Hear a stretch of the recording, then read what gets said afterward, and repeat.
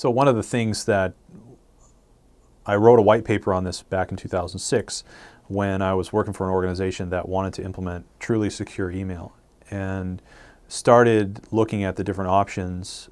The problem, of course, being that email is effectively a postcard. When you send an email, it's plain text, and I don't care if you're sending it over a secure channel. The email that you're sending is plain text. It's a postcard, and anybody that comes in contact with that email can read what's on the mail. So the major way of securing email is that you first encrypt the channels. So you encrypt your IMAP connection, you encrypt your SMTP connection, you can encrypt your POP connection. But then you also provide message encryption too. And so you do that with something like PGP, GPG, or with SMIME.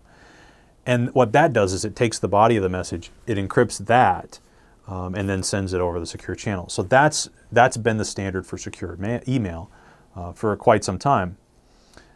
The problem has always been, though, even in that situation, that the header of the email, which is needed for routing the mail around, isn't encrypted. It's plain text. So even if you don't know what's in the message, you still know who sent it to who.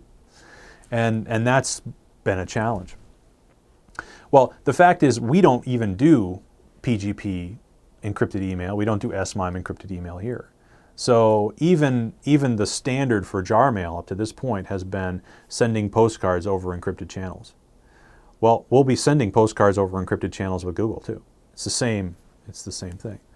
So in terms of transport layer security and message security, that's pretty much equivalent in Google as it is in jar mail. One of the things that I found very interesting the other day, Phil Zimmermann is a guy who, he's actually the inventor of PGP. And obviously you can imagine as the inventor of PGP, he would use PGP for encrypting his email and signing his email. The beauty of encrypted email like that is that you know that the person who sent it is who they claim to be. You know that the message has not changed since they sent it. And you know that no one who came in contact with the message since they sent it has been able to read it. And so you would think Phil Zimmermann would be a big user of PGP, and he has been up until a couple of years ago.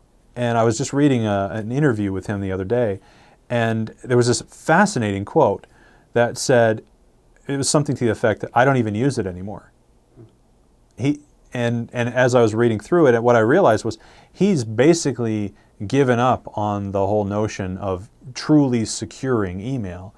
And the major reason it looks like that he's given up on it is the message routing information, the fact that that part is still in plain text. Unfortunately, that's inherent in email. There's just no way to get around that.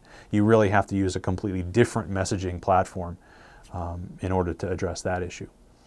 So that was kind of an interesting, and that's really an important thing to consider when you're talking about email and the security of email. There's just so far you can take it with email and no further.